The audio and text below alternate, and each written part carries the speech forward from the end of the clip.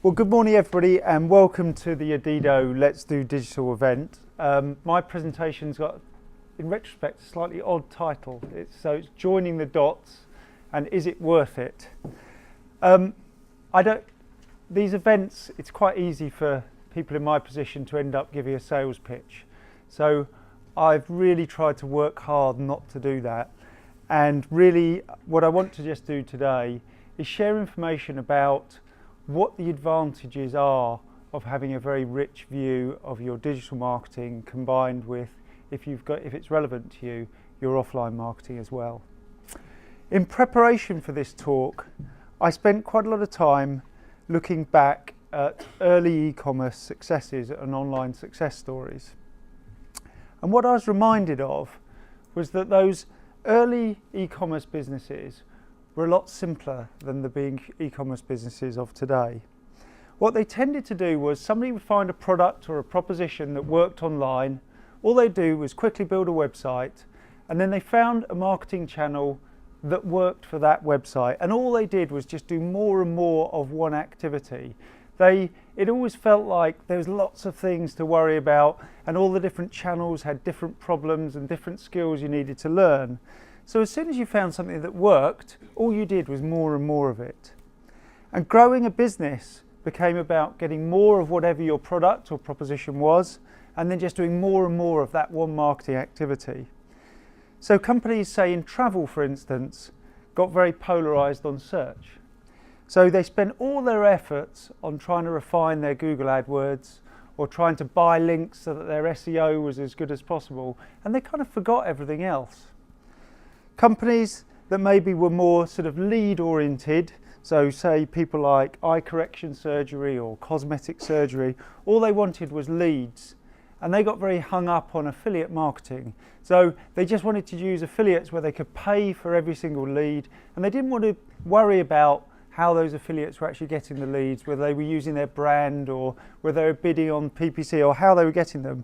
All they wanted to do was buy on a sort of pay per lead type basis. And then right at the other end of the scale, there was the kind of dodgy end of the market where people selling Viagra or dodgy loans, all they ever did was send out millions and millions of emails. They never did anything else.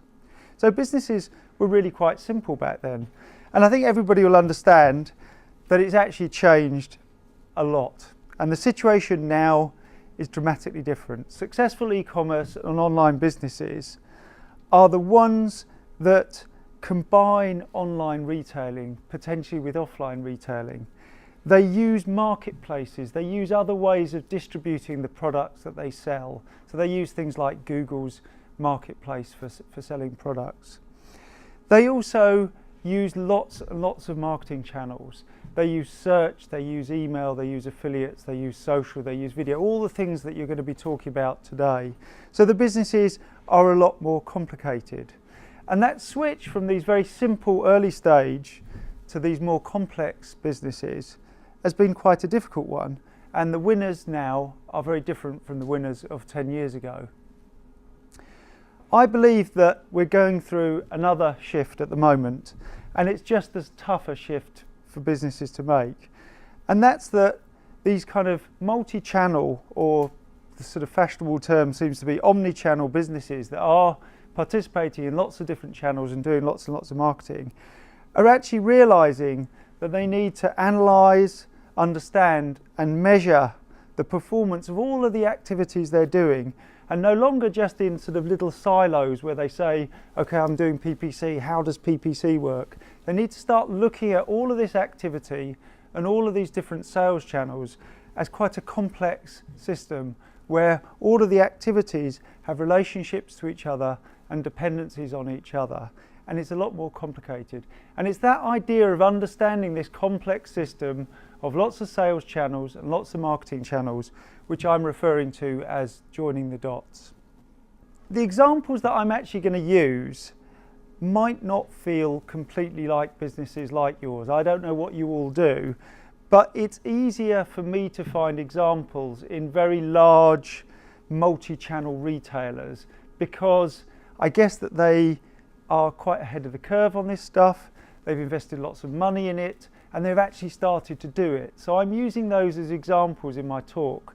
But they are just examples, and I think the principles apply to lots and lots of other businesses. It may not be that you have the opportunity to sell offline as well as online, but on the other hand, things like multi-device and using mobile apps and some of the other activities are very relevant to you. So kind of excuse the fact that I've used quite big examples. I just think that they're a good way of illustrating the principles that I'm trying to get across.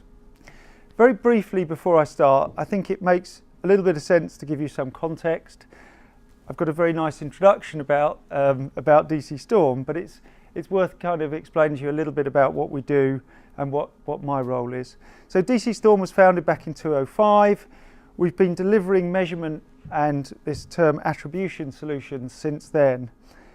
We track over 1,000 websites.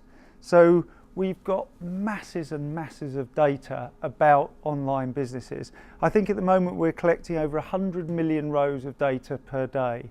So it's an enormous kind of technical challenge that DC Storm meets.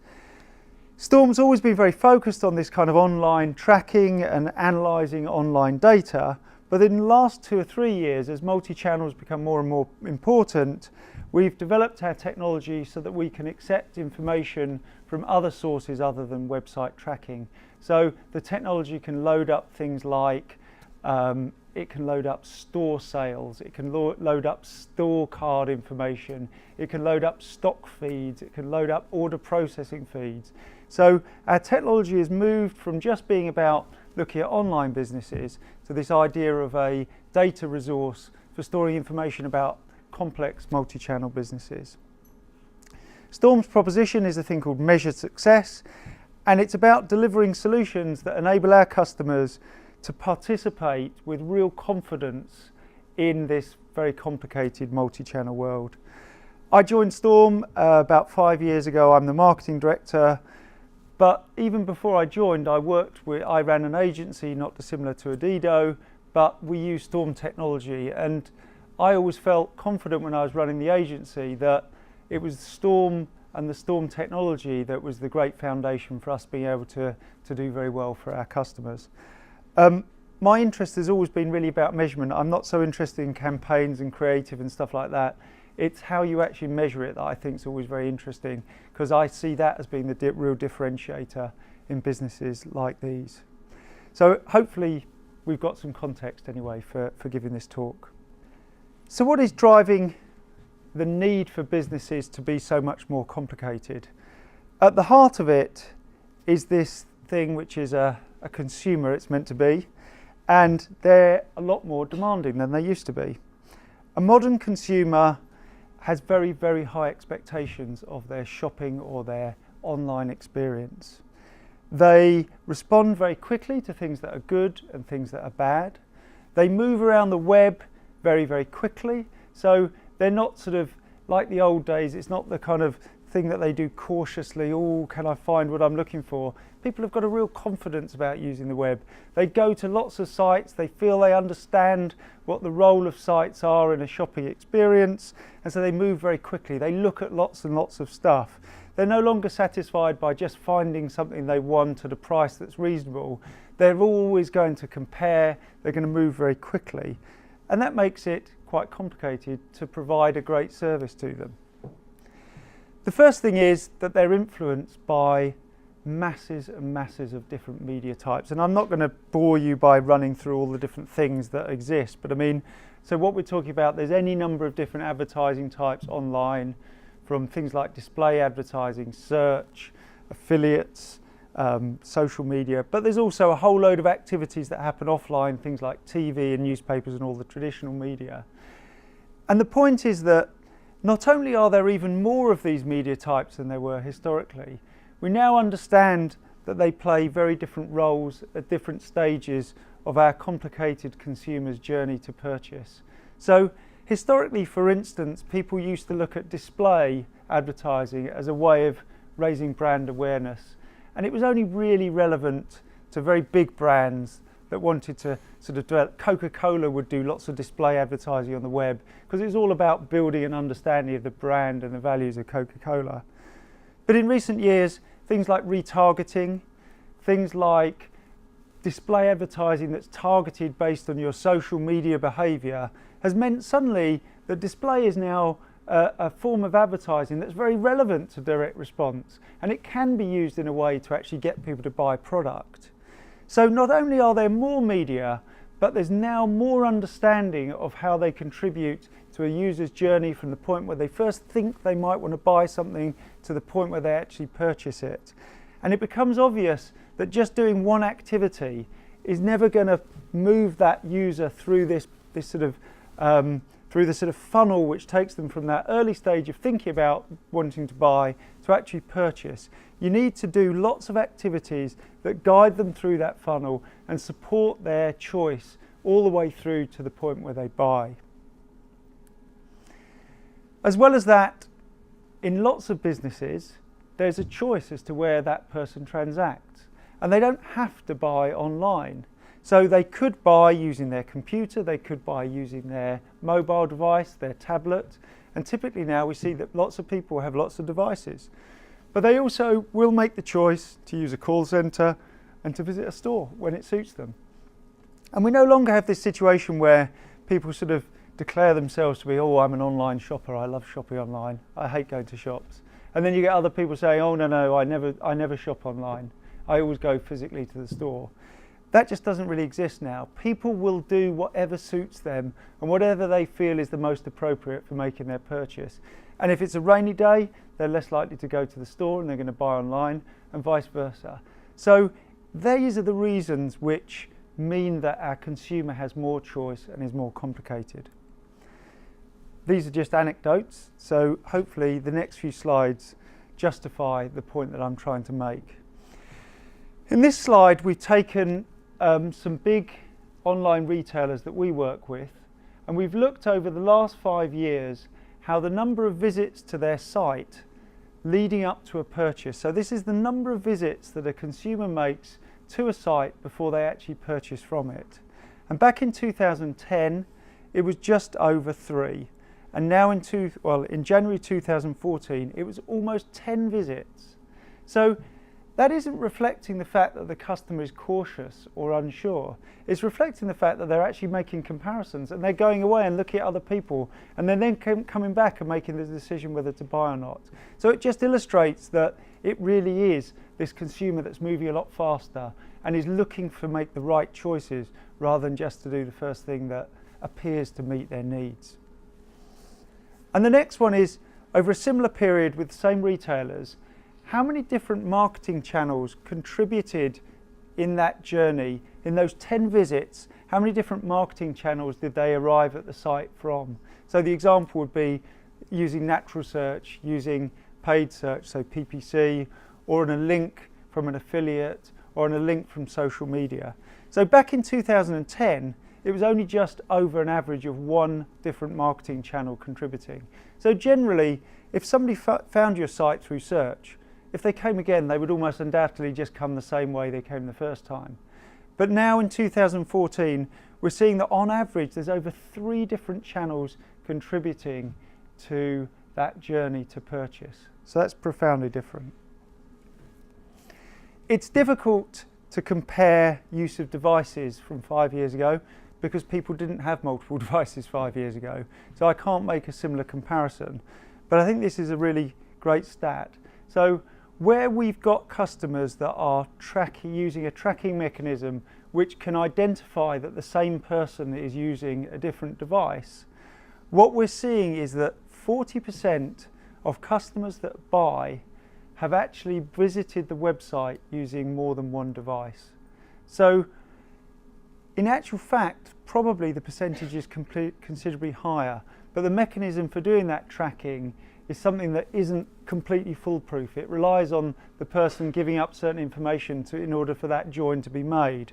But even at that 40% level, it's absolutely clear that people are using multiple devices, and therefore not to understand that the same person who's using a tablet is somebody who in their work hours is using a PC and visiting the same sites is to miss out on a whole understanding of your customers. This is an interesting study that was done by The Guardian. I'm not sure whether we should trust them for stats online, but I will do for now.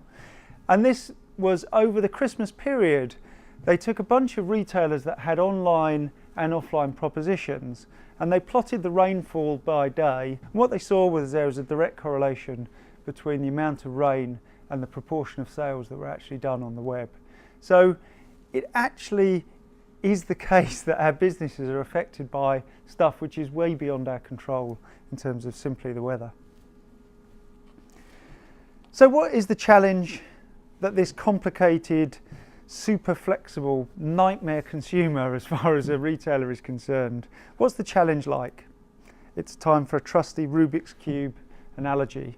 So the old businesses which maybe had just a website and they just used one or two marketing channels, it was a bit like having a Rubik's Cube and trying to solve one face of the cube. It wasn't that difficult to solve one face and you didn't really need very much strategy. After a very short amount of time you could fiddle with it and you could get to the stage where you, although you understood that the changes you made were changing other sides which you weren't that bothered about, it meant you could actually get to some kind of solution fairly quickly. It wasn't a particularly difficult problem.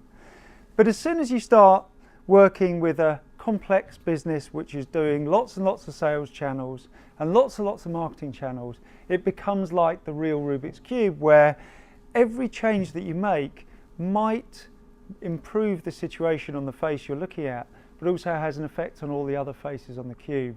And therefore, in order to solve it, you can't just rely on trial and error and intuition. You actually have to have a more systematic approach where you try to work out a way to progressively move towards solving the puzzle. I'm not sure how good that analogy is, but I quite liked it. So the question now is, this is a complicated thing. I've kind of seemed to be emphasising the whole time how difficult it is. So why is it that these big retailers are even bothering? Why is it actually worth it? I've got some quotes here from the British Retail Consortium, and they wrote a report with KPMG about the trading of different businesses over the Christmas period. And it's clearly quite a big report, but these are a couple of highlights which I've pulled out of it. They identified that the stores that excelled online were the ones that had bumper Christmases. So they were actually saying already the stores that were actually selling lots, it was partly to do with their proposition online. And the other comment was that those without a multi-channel strategy were struggling to keep up. So, and then the next one was saying that multi-channel was the key to driving growth. So not just maintaining businesses, the businesses that they were growing were the ones that were actually embracing trading in all of the channels. So I guess the point that I've made here is sometimes when we talk about this complicated stuff of joining up journeys, it kind of feels like it's something we ought to worry about in the future.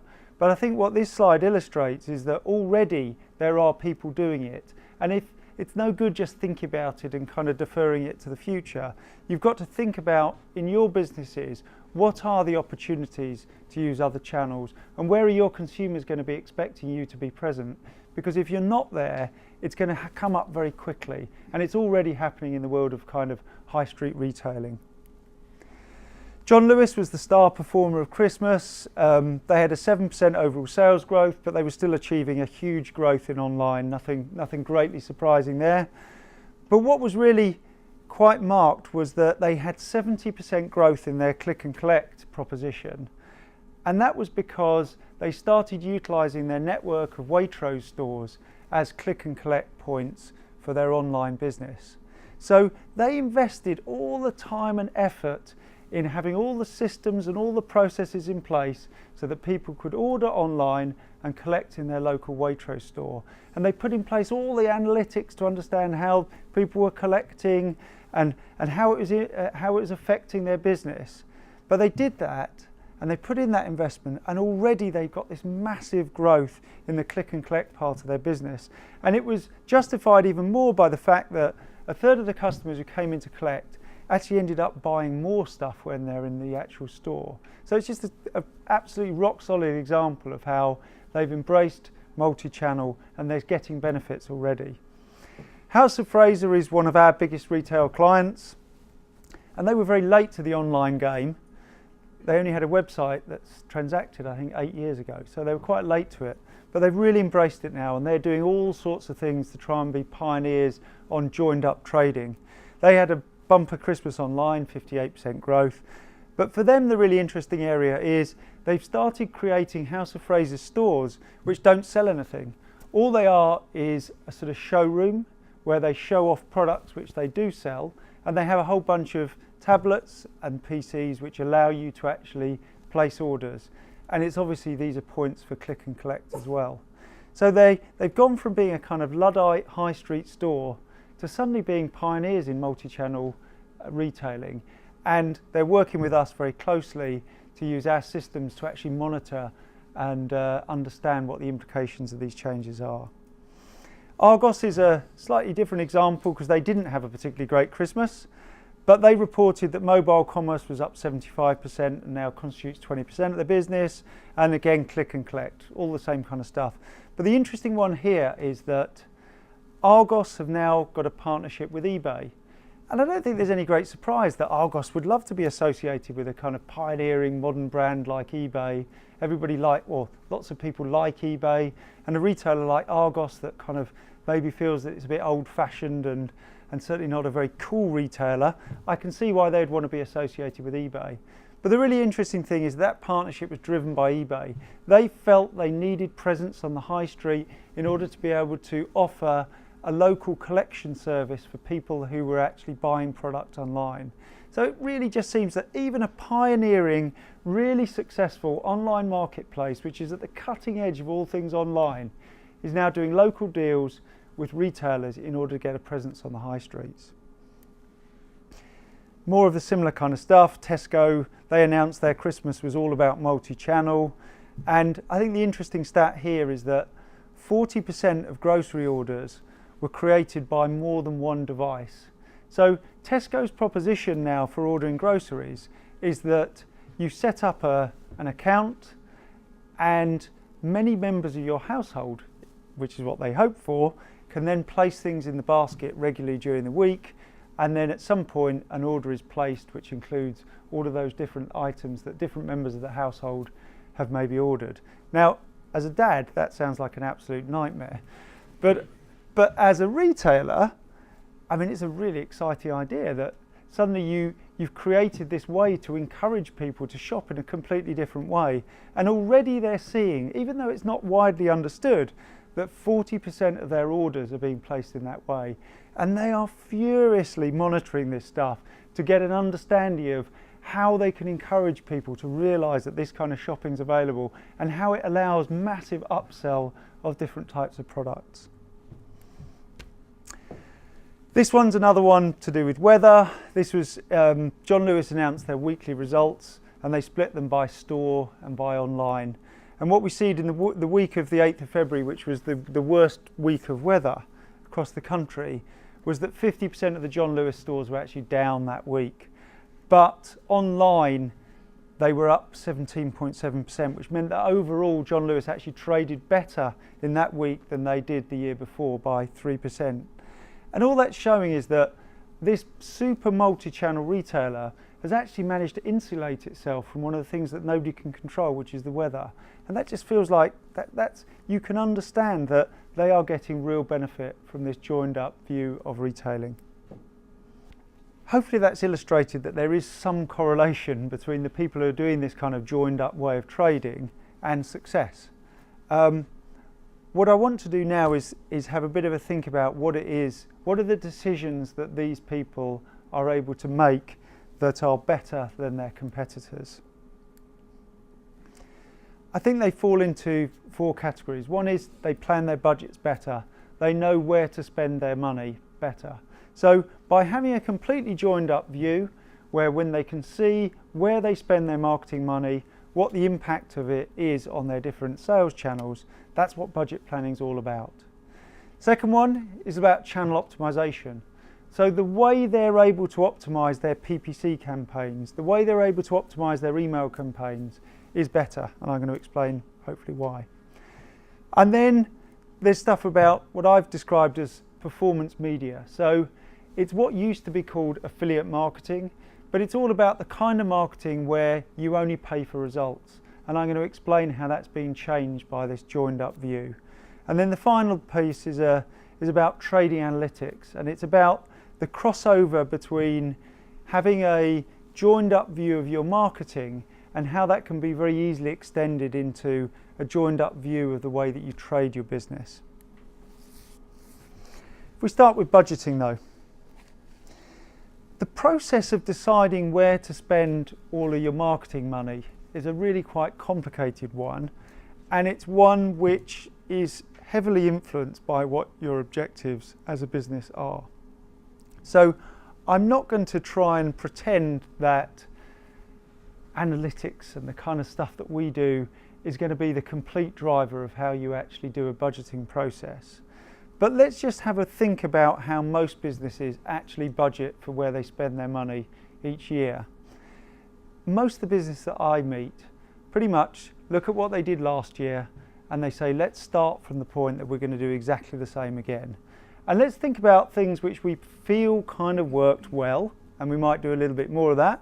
And then the things that we kind of felt didn't work very well, and we'll probably do a little bit less of that. And it kind of feels about right, so let's go with that. So that in reality is even massive multi-channel retailers. Historically, that's the way they've kind of done their budget planning.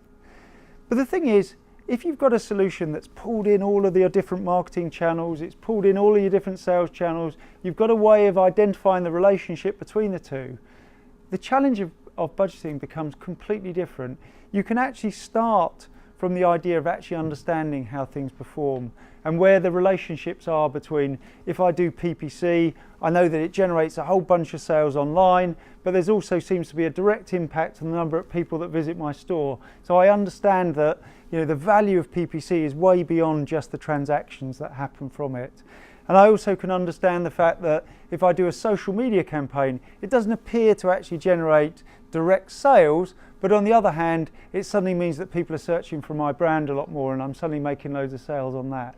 So you can see that actually understanding those relationships makes the budgeting process completely different and a lot more focused on trying to achieve results. Now, I'm not trying to suggest that these retailers completely forget what they did last year, but we're now getting more and more involved in those budgeting processes and trying to provide views of performance which support them. And I think that's where a lot of the big shift in performance is actually coming from. And the reality is that if you move 10% of your budget out of an activity that doesn't work and you move it into an activity that does work, it's kind of a double bubble type effect. You're saving money on the one hand and you're doing an activity that's generating the result that you actually want. So actually just moving a relatively small amount of budget around can actually have a huge impact on the performance of your business. And I think in general, particularly small businesses tend to get very polarized on optimizing one or two channels, and they spend all their effort furiously managing their PPC, and sometimes they forget to stand back and just say, well, have we actually got the right distribution of budget that actually is optimum? Because there's likely to be more opportunity for significant step change in performance from thinking at that big level rather than thinking about just optimizing detail. A couple of examples of where I think this has come into play. House of Fraser, as I've talked about already, is a client of ours, and they came late to the game with online, and so their target is always generating new customers. So they're very confident in their proposition. Once people start buying from House of Fraser, they tend to like it because the service is great, the delivery is great, the way they package stuff is great, it's very reliable. So in order for them to grow their business, it's all about getting new people to try their service. It's not really about trying to maintain existing customers. And part of generating new business, they wanted to use display advertising, but they never really had confidence about how it worked. So after doing a display study with us about how display actually affected their customer journey, they ended up gaining a lot more confidence that display was a way of generating new business, and they shifted a really significant amount of their budget into display, and fortunately it transpired that that did actually work. And I think that's a good example of where quite often having a system like ours is about giving businesses confidence to take those big decisions. Because if you're House of Fraser and you're sitting on a kind of 50 million a year advertising budget, if you say I'm going to pump 10 million into display and I've never done it before, it's a really big decision. And it probably means that there's 10 million that's not being spent on something which you do understand and probably does work to some extent. So it's about having systems that give you the confidence to make those big decisions, but also to monitor whether they've actually worked out well for you. Another example is Rakuten'sPlay.com. So this is a marketplace. Again, their objective is all about growing. So they want to spend more on marketing, but the challenge that they have is that the activities that they've done historically, they've pretty much done to the max. They do as much search in the products they sell as they possibly can.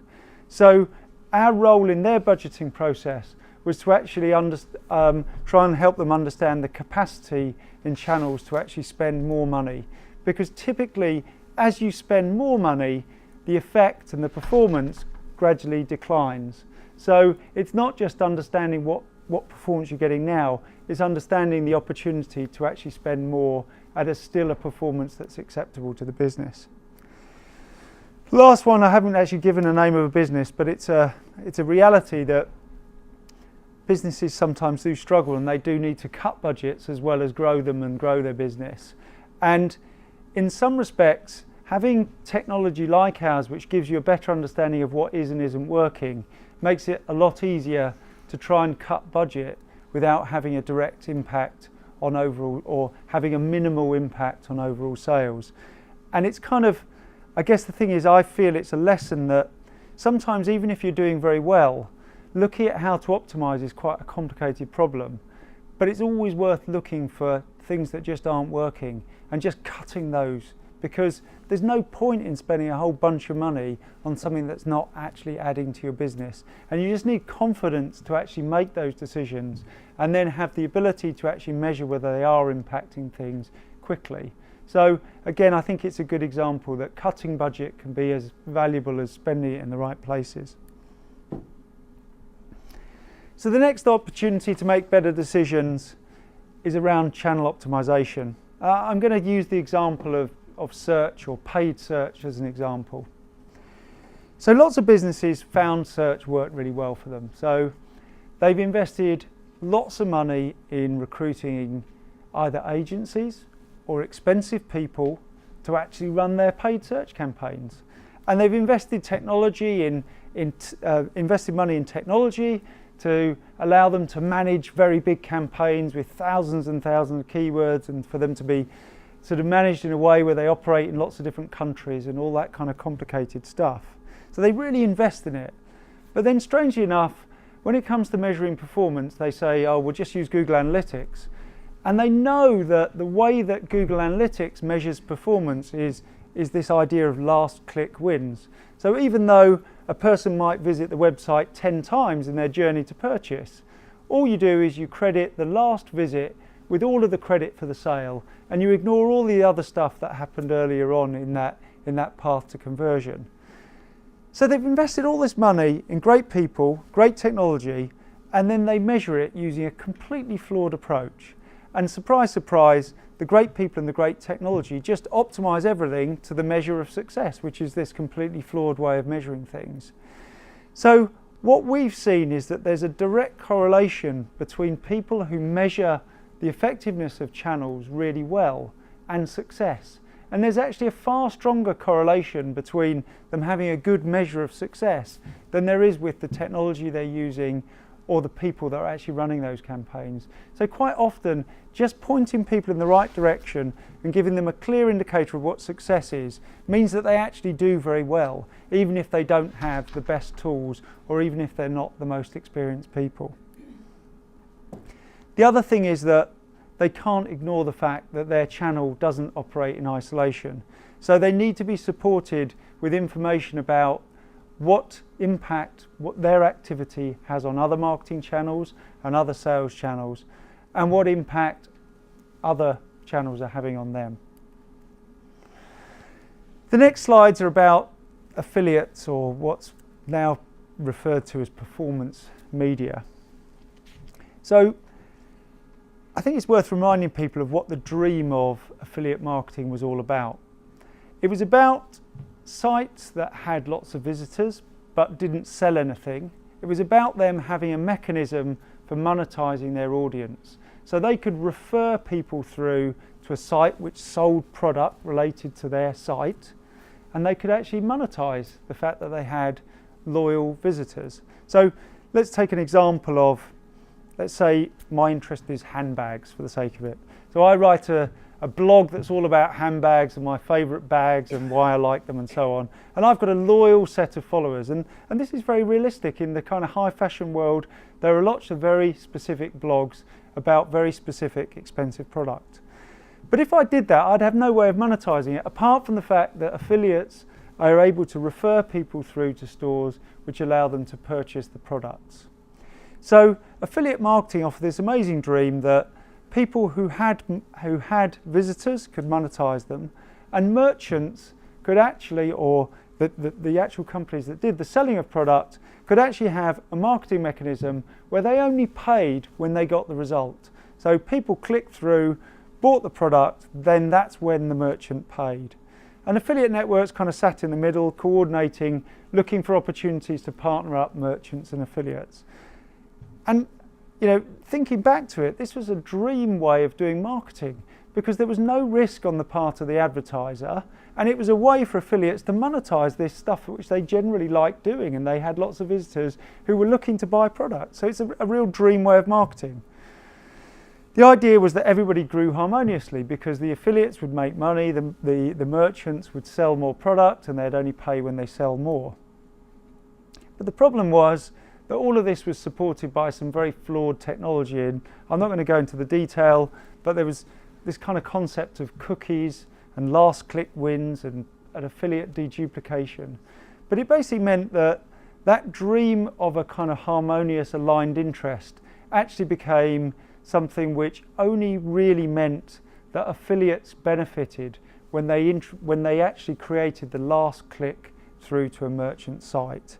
And so if this is their kind of sales funnel, what was actually happening was affiliates were only rewarded where they brought people at the last point in the sales funnel, and that any introductions that they made earlier on were just not reflected by the technology and the commercial terms which were actually in place. So all that happened was affiliates became this kind of murky world where affiliates were all desperately trying to get in at the last point before a sale happened. Hence the emergence of cashback, hence the emergence of voucher codes, hence the emergence of people bidding on other people's brands and all the bad things that affiliates are renowned for doing. And also merchants treating affiliates as not partners to be sort of embraced and helped, but as kind of an awkward relationship where they knew that, or they always felt suspicious that they were cheating them, and they never really embraced them very well. What these super multi-channel retailers are now realizing is if they can measure the contribution of affiliates, they can actually step around all this old technology and all this old commercial deals, and they can actually create commercial agreements with their affiliates which actually reward the actual contribution wherever it is in that sales funnel.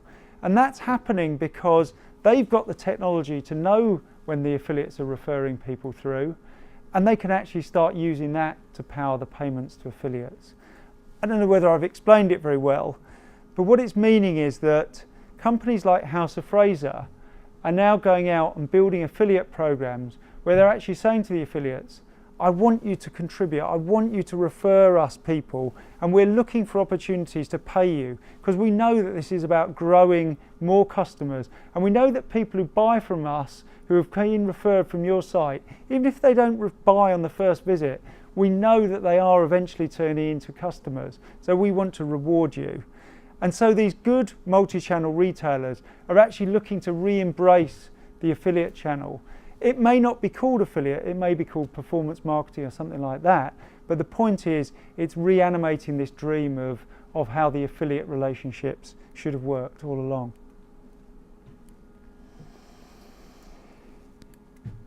The last area where these multi-channel retailers are really doing well is in this idea of trading analytics.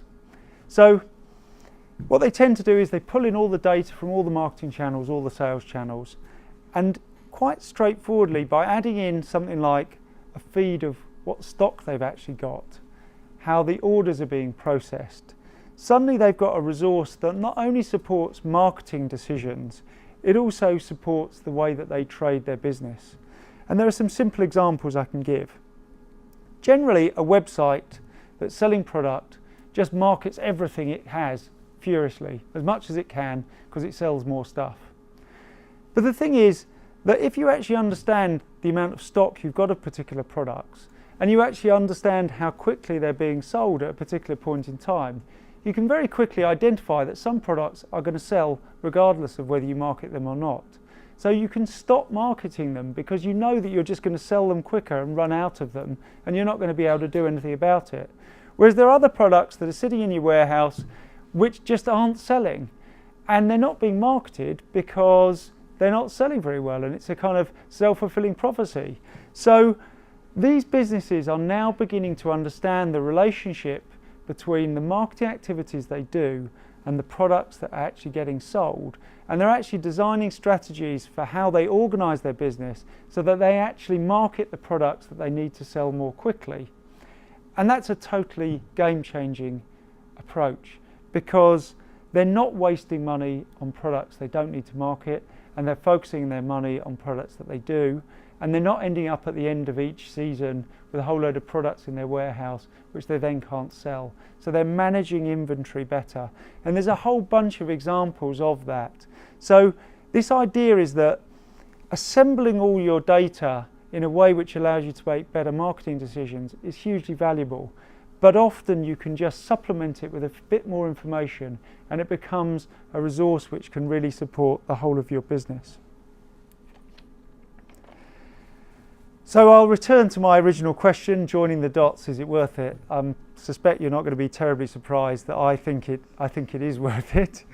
I hope I've illustrated that there's a very strong correlation between the businesses that are doing this kind of stuff and are embracing technologies like DC Storm and the ones that are actually being very successful. And I hope I've been able to illustrate a few examples of the decisions that they're making and why they're making them better. So, I mean, my opinion is that it's not really an option anymore. I think in the next few years it's going to become an essential sort of key to success if you're going to trade well online and offline, and if you're going to really embrace all the channels that are available to you. Thank you.